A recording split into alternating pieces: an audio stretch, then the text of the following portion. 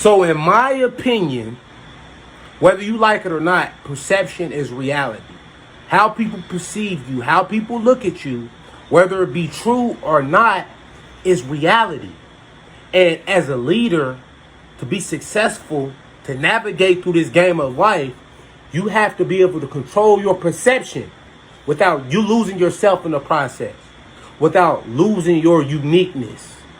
My sister has a new podcast, Brockell Nelson, and she talked about specifically 2007, 2008. Indianapolis public school system. I was probably a junior in high school. She was a sophomore in high school. But we had a new director of the Indianapolis public school system. And his thought process, his mindset was that he linked dress code to success, to value, to behavior.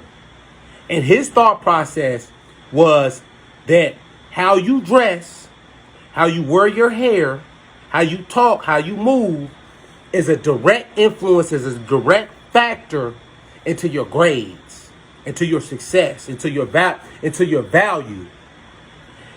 This time period was an interesting time period. This was 2007, 2008, high school. So this was the time period of a 5X t-shirts, where you had, you had black ladies that wore colorful extensions and 6 to 7 colorful bracelets. And you had to have your plaid colorful shorts to match your colorful shirt. And it was just different. You just had a different mindset. You had the dreadlocks, the cornrows, the gold teeth. That was in. That was fashion back then.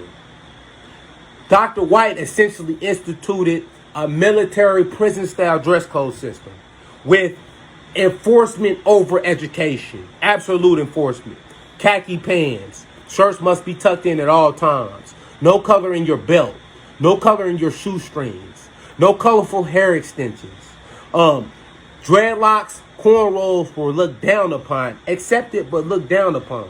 So don't think you're going to be on the cover of the IPS page if you had any of these things in place. And my sister, a plus size woman, a plus size 16-year-old girl, had never tucked in her shirt. She's a 3.75 GPA student, straight A's, but had never tucked in her shirt because it was big and she became a target from her stomach and just the way that it fit. My grandmother extremely confident, but the teacher would be at the front door as you walking in, and to get into class, they made sure that your shirt was tucked in before entering the class. And any violation of any of the policy, you would be sent directly home, essentially making her a target. In that situation, the way he implemented those controls as a leader, it wasn't about education. It wasn't about the students, because we didn't get better. Test scores didn't improve. Culture didn't improve. It didn't improve things in the school system.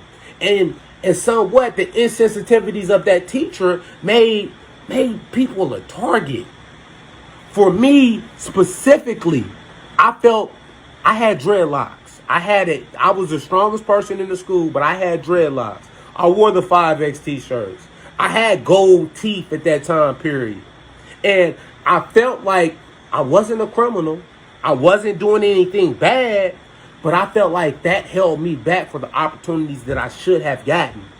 I wasn't on the cover of the athletic magazine. I wasn't on the cover of the IPS magazine, even though I was the strongest person in the school.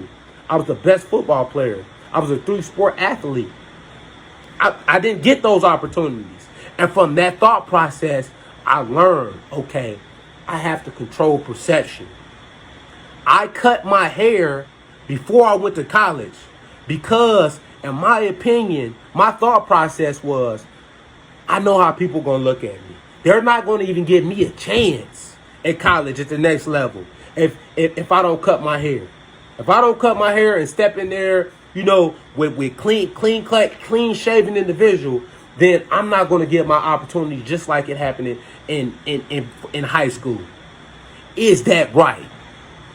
Is that right?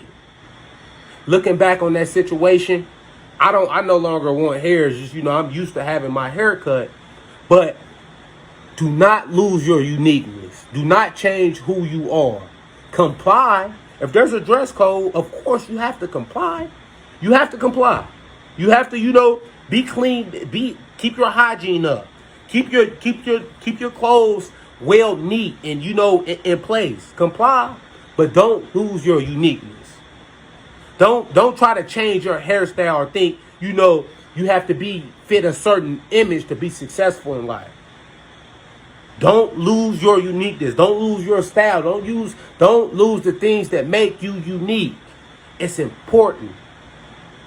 So, if nothing else, learn from the mistakes of that leader. Learn from the mistakes of that leader. In any situation where you're implementing something, you have to be sensitive to the people that you're rolling out the change with. It's not enforcement over everything. It's education. It's building your people. That is the key thing that you need to do. And in our reality, you have to control your perception. What people think about you is reality, whether you like it or not. But do not lose yourself in the process. Do not let somebody tell you your hairstyle or the way that you talk or your mannerisms. It makes you unsuccessful. It's not valuable. It's not right. Who you are, your uniqueness is what makes you you. So don't lose that in the process. But let's talk, especially my IPS, the kids that grew up 2007 to 2008. Let's talk and share this with somebody that needs it. Thank me later.